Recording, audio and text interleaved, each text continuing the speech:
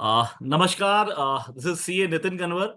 और आज से हमने एक सीरीज शुरू करी है जहां पे हमारी कोशिश है कि हर एक चीज की डेप्थ में जाएंगे और बहुत बड़ी यूट्यूब ना बना के 5 से 10 मिनट की यूट्यूब बनाएंगे so that everybody should listen it. जब भी वो बैठा हो, चाहे वो कहीं पे गाड़ी चलते हुए चल रहा है, और टारगेट रखेंगे, वो चीजें बताएंगे जो आज तक आपने सुनी नहीं होंगी। तो सबसे पहला इशू जो हम बात कर रहे हैं, जो in relation to 43BH everybody knows that अगर आप एमएसएमई को पेमेंट नहीं कर पाते हो 45 दिन या 15 दिन के अंदर, तो ऐसे केस के अंदर सर अब पूरा पूरा अमाउंट डिसअलाउ होने की बात हो रही है। अब क्वेश्चन उठता है कि क्या कोई एक लीगल सॉल्यूशन, कोई लीगल सॉल्यूशन अवेलेबल है? तो टेक माय वर्ड्स, में एक नहीं आपको 4 लीगल सॉल्यूशन बताऊंगा। और मेरा पर्सनल मानना है, अगर आपने मेरा सेमिनार नहीं सुना या आपने कभी मेरा वेबिनार नहीं सुना, जो जो मैंने काफी जगह वेबिनार भी बोला हुआ है, तो टेक माय वर्ड्स, आपने इस बारे में डिस्कस नहीं किया होगा, आपने ये बात नहीं सुनी होगी। हैविंग सेड दैट, अभी हम 4 सॉल्यूशन की बात करेंगे। पहले फर्स्ट सॉल्यूशन की बात करूंगा, और कल कोशिश करूंगा दूसरा सॉल्यूशन दूंगा, फिर एक दिन बाद फिर थर्ड सॉल्यूशन दूंगा, और फोर्थ सॉल्यूशन देखेंगे कि मैं एक आध दिन बाद दोबारा दे दूंगा। नहीं हो तो पहले आप सॉल्यूशन 1 की बात करते हैं कि 43BH में सर बेसिकली पहला सॉल्यूशन क्या है। सर कुछ ऐसे माने कि कुछ लॉज के अंदर कई बार क्या होता है, हमको सुप्रीम कोर्ट जजमेंट होती है, उस सुप्रीम कोर्ट जजमेंट को यूज कर सकते हैं। मैं थोड़ा सा आपको वे बैक लेके जाता हूं। काइंडली अप्रिशिएट 43B 1983 में लेके आए। उससे पहले 83 से पहले सर 43B सेक्शन नहीं होता था। हम उस बारे में सॉल्यूशन 2 पे बात भी करेंगे इसी कंटेक्स्ट में। पर हुआ क्या कि आपको याद होगा, अगर मैं प्री जीएसटी ईरा की बात करूं, तब एक्साइज लगता था, सेल टैक्स लगता था, तब सर्विसेज लगता था। तो एक्साइज में जो प्री जीएसटी ईरा में जो चार्ट अकाउंटेंट्स या जो प्रोफेशनल्स सर को ध्यान है, और मैं ये बात इसलिए समझा रहा हूं कि कुछ ऐसे चार्ट अकाउंटेंट मेरे हमारे देखने वाले होंगे जो शायद जिन्होंने पोस्ट जीएसटी ईरा में सर कदम रखा है प्रोफेशनल लाइफ में एज अ चार्ट अकाउंटेंट। तो kindly appreciate pre GST era में एक्साइज में क्या होता था। तो आप अगर अपने सीनियर चार्ट अकाउंटेंट से पूछेंगे तो बताएंगे एक्साइज टाइम पे 3 रजिस्टर बनते थे। वो पहला रजिस्टर क्या होता था, RG23 part first, RG23 part second, और एक पीएलए। अब RG23 पार्ट फर्स्ट क्या होता था, it talks about stock records की बात करता था। और उस स्टॉक रिकॉर्ड में क्या करता था कि भैया आपका इन कितना हुआ है और आउट कितना हुआ है।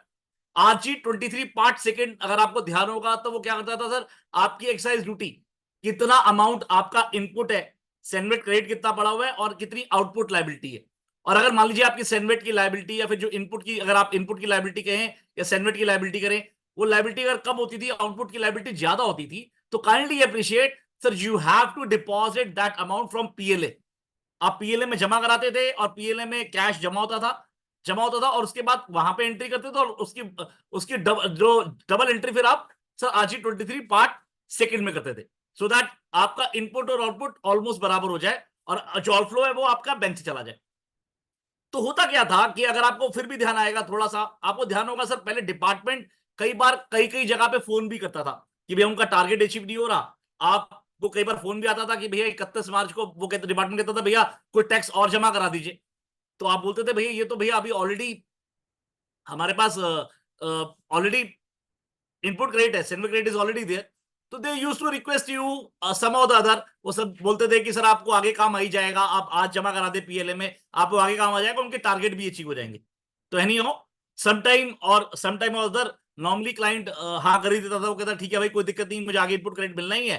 तो इवन दो उसका सेंडमेट क्रेडिट होता था, उसके बावजूद वो पीएलए में जमा करा देता था।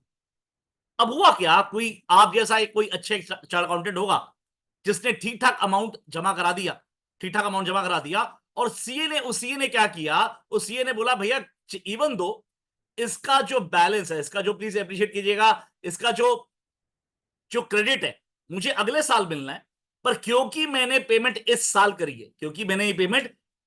करी है, इस वजह से मुझे डिडक्शन उसी साल में मिलेगी जिस साल में पेमेंट करूंगा।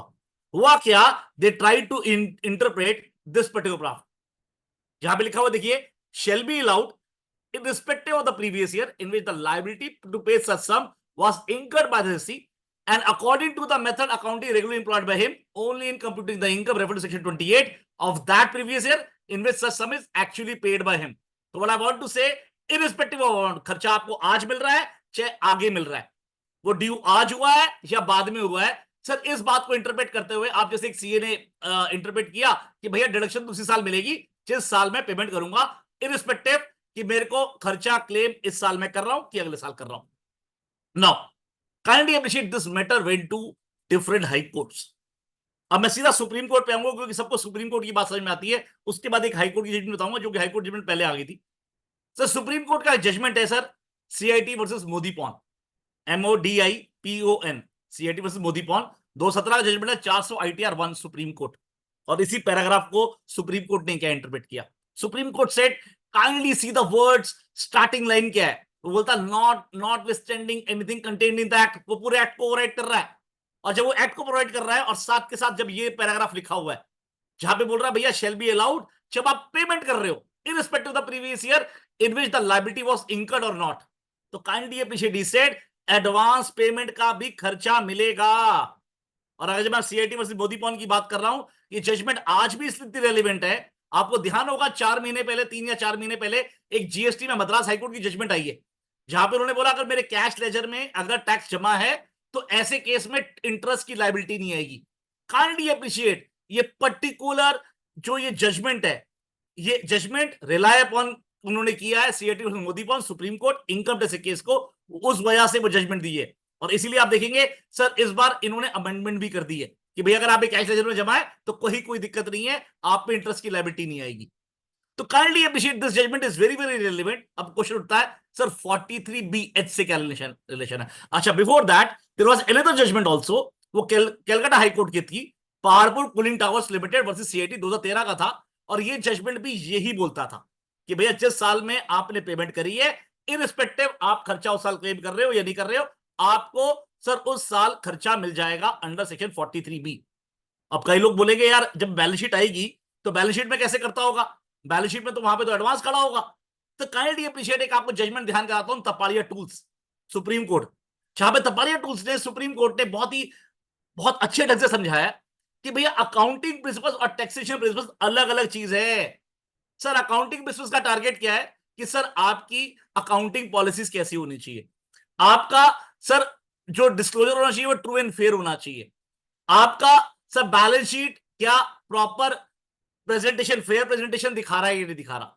वेरस टैक्सेशन प्रिंसिपल्स का टारगेट ये है कि भैया कौन सी इनकम पे आपको टैक्स देना है। There could be a possibility income tax के हिसाब से शायद वो रेवेन्यू हो और सर आपका अकाउंटिंग के हिसाब से वो कैपिटल हो, same is vice versa also.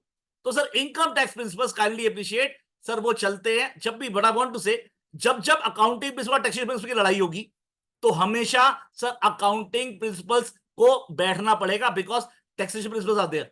पर जहां पे टैक्सेशन प्रिंसिपल साइलेंट है वहां पे अकाउंटिंग प्रिंसिपल प्रिवेल करेगा। सर ये प्रिंसिपल हमेशा ध्यान रखें। नाउ अब क्वेश्चन उठता है कि नितिन भाई इस जजमेंट का सर 43BH से क्या लेने देना है। तो समझिए सर बहुत इंपॉर्टेंट है सर। लेट अस अज्यूम, मान लीजिए मैं एक बायर हूं और मेरे करीबन 10 सप्लायर है जिसमें से 4 सप्लायर ऐसे हैं जिनको मैंने एडवांस पेमेंट करी हुई है और 6 सप्लायर ऐसे हैं जिनका अमाउंट पेबल है। तो मैं क्या करूंगा सर 31 मार्च को, मैं ये करूंगा 31 मार्च को जो पेबल वाला है वो तो खर्चा डिसअलाउ करूंगा और relying on versus CIT versus Modipon 400 ITR 1 what I will do, मैं सर क्या करूंगा उस अमाउंट को खर्चे में बुक करूंगा। अब आप बोलोगे नितिन भाई 3CD में कैसे रिपोर्ट करेगा, तो मेरा क्वेश्चन हमेशा ये होता है सर 3CD डॉक्यूमेंट किसका है, क्या वो आपका है? आंसर इज नो, वो डॉक्यूमेंट है ऑडिटी का। तो सर ऑडिटी क्या करेगा sir, relying on 400 ITR 1 sir CIT versus Modipon वो नेट बैलेंस डालेगा 3CD के अंदर और आप क्या करेंगे क्योंकि वो सारी एक्सप्लेनेशन देगा, क्योंकि भैया देखो वो कहेगा सीआईटी वर्सेस मोदीपॉन क्या कहता है कि भैया अगर आपको एडवांस मिल गया तो जिस साल आपने पेमेंट करी उस साल खर्चा मिल जाएगा। तो ऐसे केस के अंदर वो MRL में आपको ये उठा के कट कॉपी पेस्ट करके देगा कि भैया हम relying on CIT versus Modipon 400 ITR 1 जिसकी वजह से मैं एडवांस जो पेमेंट करी है मैंने बायर को जो MSME है उसका मैं खर्चा क्लेम कर रहा हूं। तो काइंडली अप्रिशिएट आपको क्या करना है, जो वो MRL में उसको मैनेजमेंट रिप्रेजेंटेशन लेटर में उसने लिख के दिया आपकी ऑडिटी ने, आपको सर 3CA के 3 नंबर में और 3CB के 5 नंबर में, मैं फिर से बोल रहा हूं 3CA के 3 नंबर में 3CB के 5 नंबर में आपको वो पैराग्राफ सर रेलेवेंट पैराग्राफ उस क्लॉज के आगे कट कॉपी पेस्ट मारना है और साथ के साथ आपको सर आपके हिसाब से जो जो डिसअलाउंस होना चाहिए था वो भी फैक्ट बताने हैं। तो व्हाट आई वांट टू से, sir being an tax auditor आपका काम दोनों है। सर एसएससी का व्यू क्या था और आपके हिसाब से व्यू क्या है, और काइंडली अप्रिशिएट सर, आपने जब दोनों व्यू दे दिए तो ऐसे केस में ना तो आपको डिस्ट्रिक्ट कमेटी टच कर सकती है, ना 271 जी की बिल दे सकती है, बिकॉज आपका डॉक्यूमेंट 3CA और 3CB है, 3CD डॉक्यूमेंट आपका नहीं है। ये बात को ध्यान में बिठा ले सर। नाउ काइंडली अप्रिशिएट, एक पॉइंट बहुत इंपॉर्टेंट है जो ध्यान रखने वाला है इस प्रश्न में। सर जब आप एडवांस की बात करें, जब एडवांस की बात करें तो सर आपका कोई एग्रीमेंट भी साइन होना चाहिए उस व्यक्ति के द्वारा कि भैया ये मैं एडवांस वापसी रिफंड नहीं ले सकता, मुझे इसके बदले में या तो सर्विस या फिर कोई मटेरियल मिलेगा। मैं फिर से बता रहा हूं सर, ये बात में आपने ध्यान रखना है। सर आपका एक एग्रीमेंट भी होना चाहिए इस तरह के कि सर जो एडवांस दिया है वो नॉन रिफंडेबल है, इसके बदले में या तो सर्विस मिलेगी या आपको मटेरियल मिलेगा। तो काइंडली अप्रिशिएट, ये फर्स्ट सॉल्यूशन है। ये तभी हो पाएगा जब आपके फैक्ट्स इस तरह के होंगे कि जहां पे आपने एमएसएमई को सर एडवांस पेमेंट भी करी होगी और साथ के साथ कुछ अमाउंट पेबल भी होगा। तो मैं अगेन बताऊं सर, मेरे जितने भी सॉल्यूशन होंगे सब रेलिवेंट फैक्ट्स पे डिपेंड करेंगे, तो आपको अपने फैक्ट्स के हिसाब से चेक करना पड़ेगा कहां पे क्या एप्लीकेबल होगा। With this thank you. और जो जो मैं आगे आप लोगों की मदद चाहूंगा और मैं आपकी मदद चाहूंगा वो प्लीज ध्यान रखें sir, please. Thank you, thanks a lot sir, happy learning sir.